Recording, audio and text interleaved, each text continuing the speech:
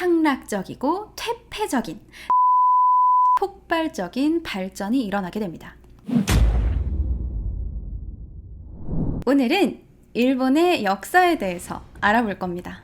우리 모두 100년 전 가슴 아픈 역사를 기억하고 있죠. 한국에서 일본에 대한 인식은 우리 한국이 예로부터 일본으로 문물도 전수해주고 기저귀 차고 다니던 외놈들 사람 만들어줬더니 은혜를 원수로 갚으면서 조선 침략하고 식민 지배까지 한 아주 파렴치한 나라에 지나지 않습니다. 하지만 도대체 왜 우리나라는 일본의 식민지가 되었는지 우리는 정확히 알 수가 없죠.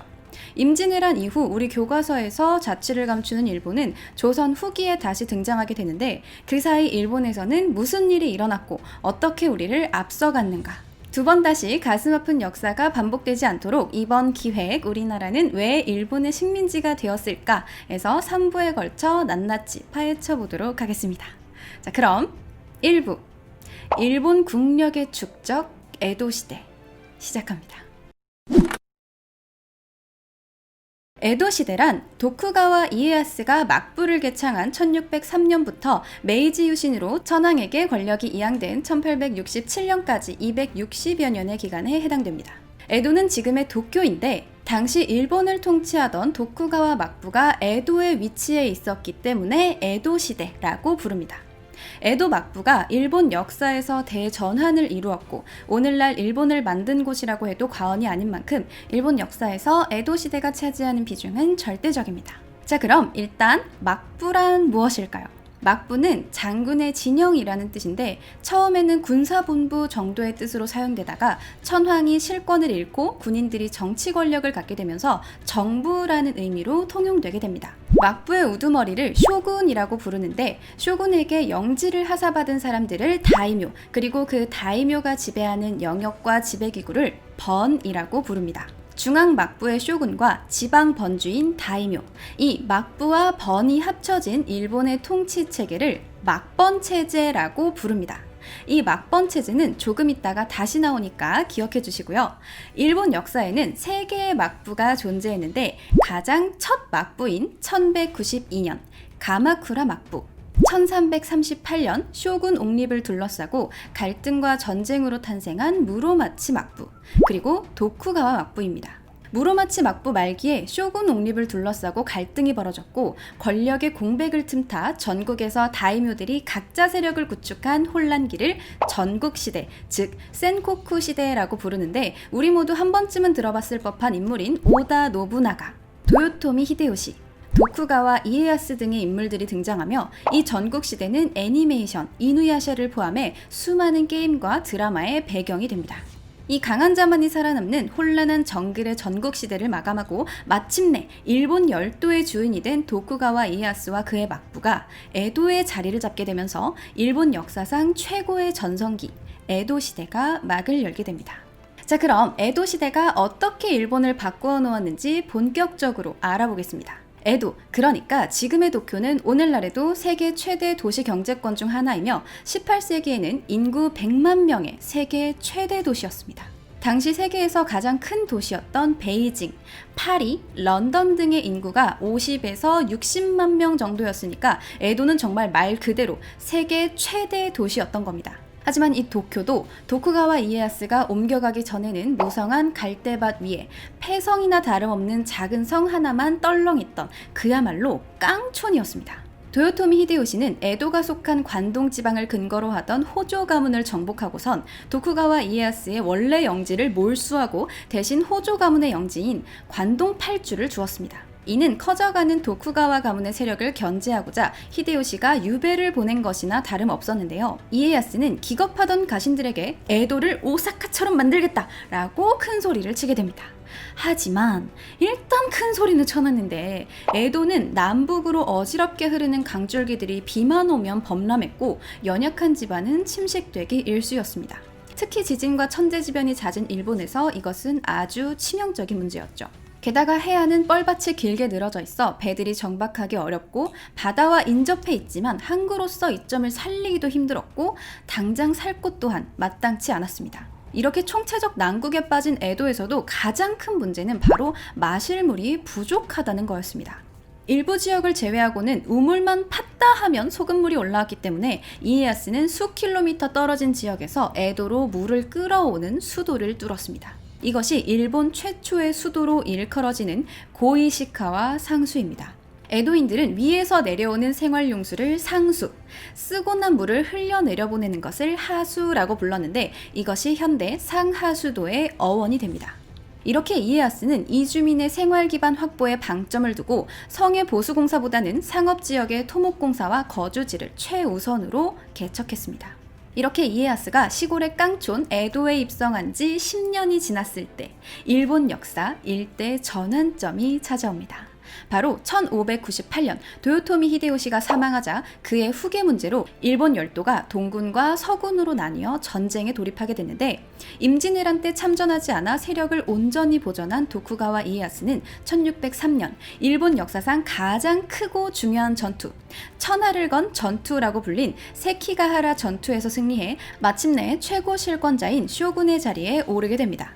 쇼군의 자리에 올라 일본 열도의 주인이 된 이에야스는 자신의 통치 거점인 막부를 어디로 할지를 두고 고민하게 되는데 가장 합리적인 장소는 당시 경제 중심지로 번영을 누리고 천황이 있는 교토에서도 가까운 오사카였습니다. 하지만 이에야스는 참모들의 의견을 뿌리치고 자신의 원래 근거지였던 에도에 막부를 열기로 결심합니다. 새로 쇼군의 자리에 오른 이에야스가 해결해야 하는 과제는 크게 두 가지가 있었는데 하나는 다시 전국시대에 혼란이 일어나지 않도록 지방 다이묘들을 견제하는 것, 둘째는 바로 에도를 수도에 걸맞게 개발하는 것이었습니다. 여기서 이에야스는 두 가지 과제를 해결하고자 천하보청과 참근교대제를 실시하게 됩니다. 특히나 이 참근교대제, 산킨고타이 제도는 의도치 않게 에도시대 일본을 폭발적으로 성장시키는 주요 원인으로 작동하게 됩니다.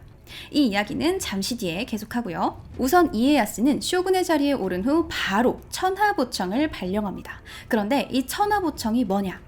천하보청을 이해하려면 맨 처음 말했던 일본의 막번 체제를 알고 넘어가야 하는데 일본의 봉건제도는 유럽의 봉건제도와 비슷한 면도 있지만 몇 가지 결정적인 차이가 있었습니다. 우선 막부의 통치는 봉건 유럽의 왕가와 달리 통치의 명분과 정통성이 부족했습니다. 물론 천황의 위임을 정통성의 근거로 하지만 위임은 힘에 기반한 것이었고 강한 자가 살아남는 정글의 전국시대 이후 충성맹세 또한 거의 효력을 잃고 맙니다. 결국 통치의 근원이 되는 것은 전국시대와 크게 다르지 않은 무력이고 실력이었습니다. 또한 쇼군은 다이묘들에게 세금도 징수할 수가 없었습니다. 각 관할 지역의 징세권은 다이묘들이 누리는 자치권의 핵심이었기 때문입니다. 다이묘들은 전시에 쇼군을 군사적으로 지원할 군역의 의무만을 졌고 쇼군과 다이묘들의 관계는 기본적으로 이런 군역 계약에 기반했기 때문에 다이묘의 무력 보유를 금할 수도 없었습니다. 쇼군의 안전을 보장하기 위한 다이묘들의 군역 의무가 역으로 쇼군의 안전을 위협할 수도 있는 상황에서 쇼군은 다이묘들을 견제하기 위해 군역을 다른 형태로 부담시킬 필요가 있었습니다. 이에 따라 실시된 천하보청은 쇼군이 기존의 군역 의무를 확대해서 성곽 축성, 제방, 도로 건설 등 전쟁과 사회 기반 시설 관련 공사에 다이묘가 인력과 자재들을 제공하도록 한 것입니다. 다이묘는 쇼군으로부터 봉토를 하사받아 그 토지와 부속된 사람들에 대한 통치권을 행사하고 그 대가로 군역과 천하보청을 담당하는 것으로 지배구조가 재편된 겁니다.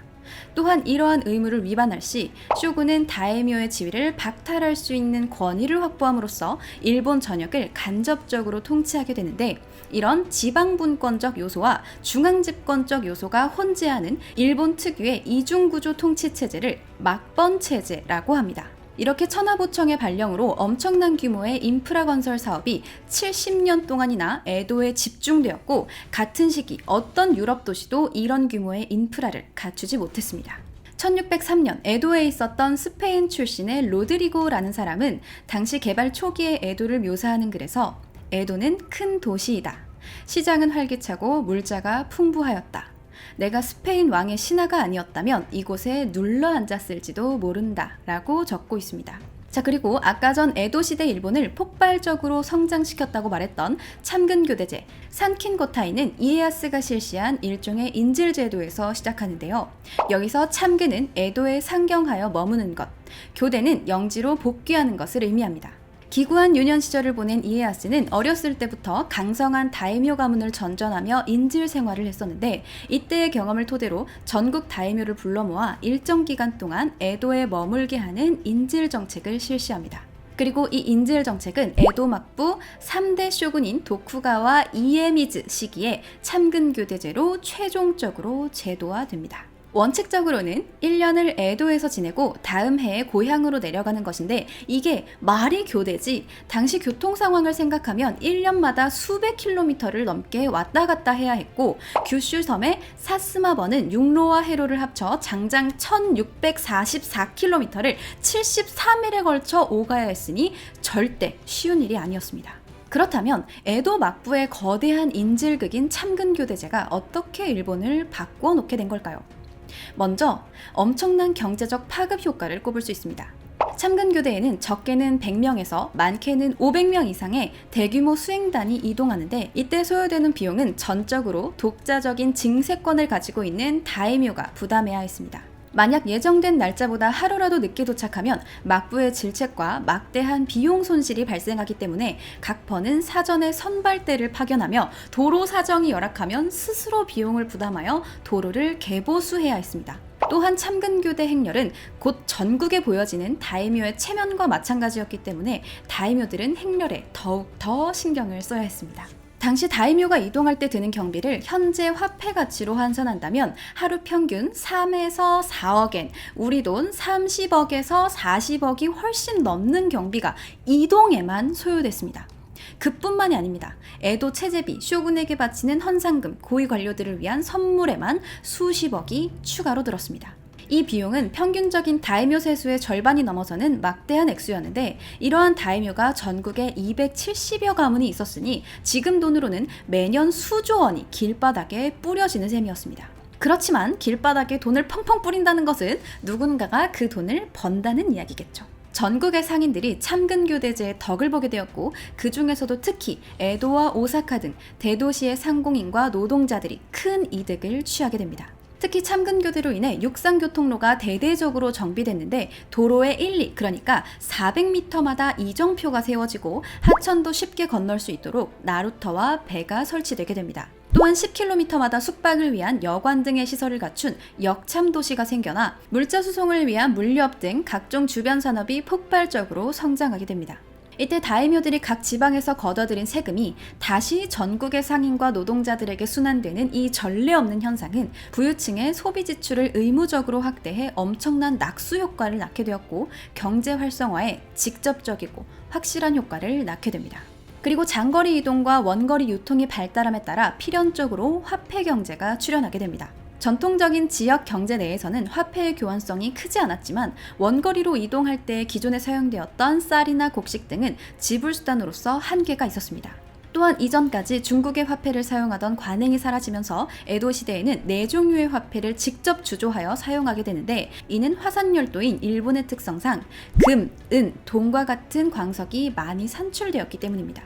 다이묘들은 이동 시 언제든 필요할 때 지출할 수 있도록 미국을 팔아 화폐를 마련했고, 화폐 수요의 증대로 유통이 진전되자 전국적으로 각종 경제 활동이 더욱 활성화되었습니다. 참고로 막부가 전국의 대부분 광산을 독점하며 화폐 주조권을 장악하고 금화, 은화를 유통했으니 막부의 권력은 실로 엄청난 것이었습니다. 또한 18세기부터는 채굴하는 금과 은의 생산량이 급감해 막부 권력 약화의 원인 중 하나가 되기도 합니다.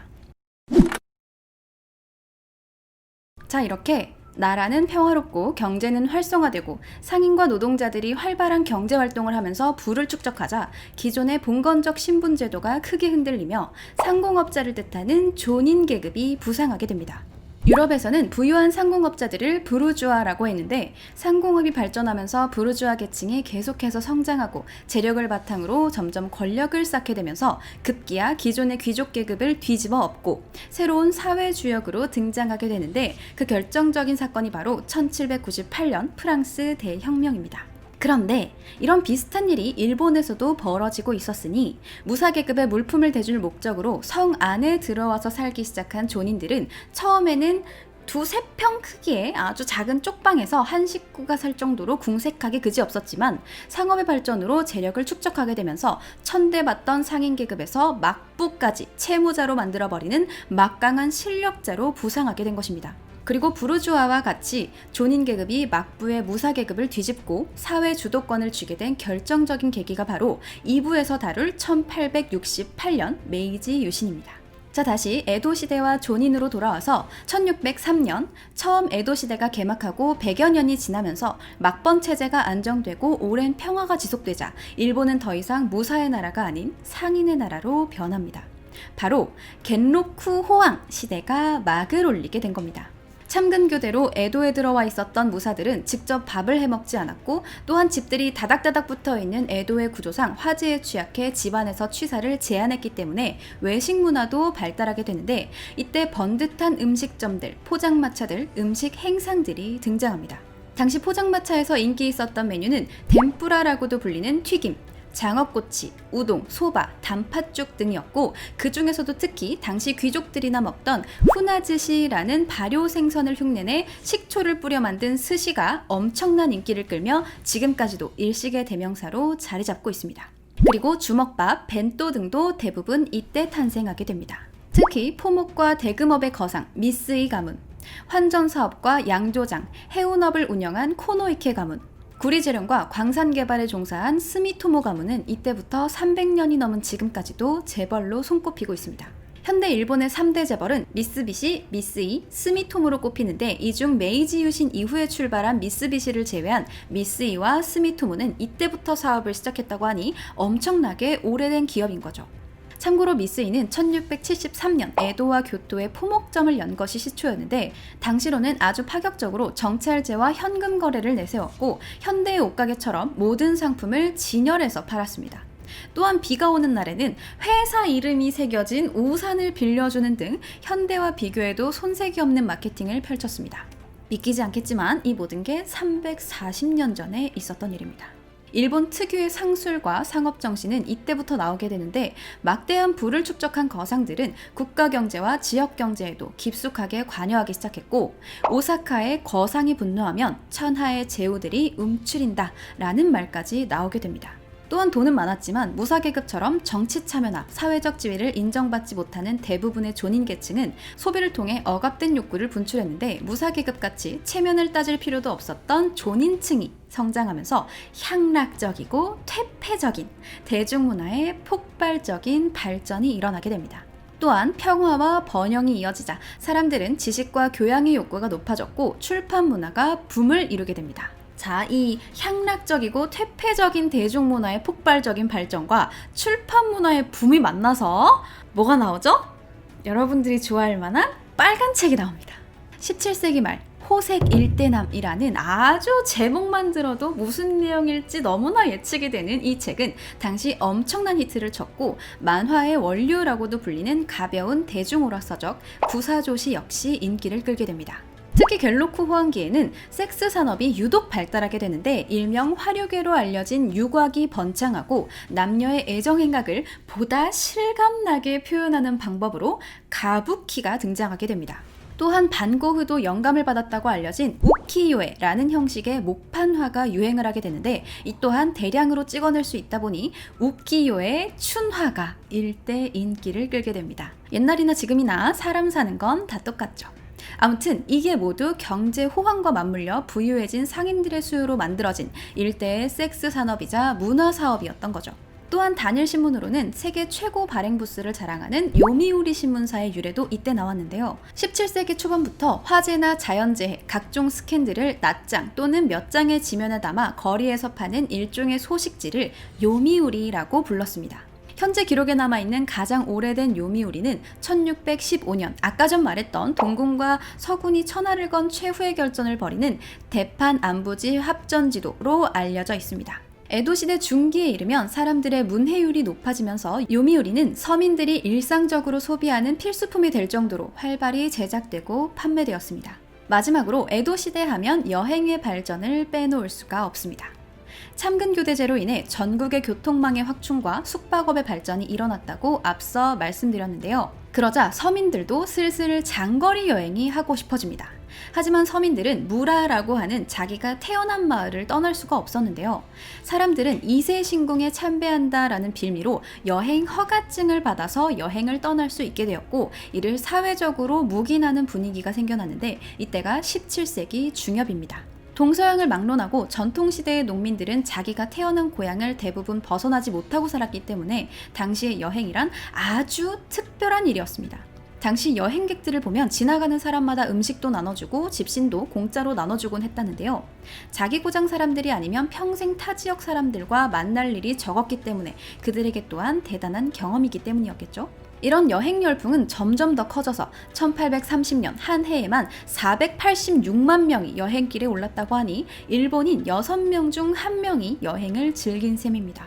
여행이 아무 탈 없이 전국적으로 유행하려면 나라가 평화롭고 교통이 편리하고 숙박업이 발달하고 화폐가 유통되어야 하고 일반 대중들도 생활이 여유로워야 하는데, 에도 시대에는 이 어려운 5가지 조건이 완벽하게 들어맞았던 겁니다.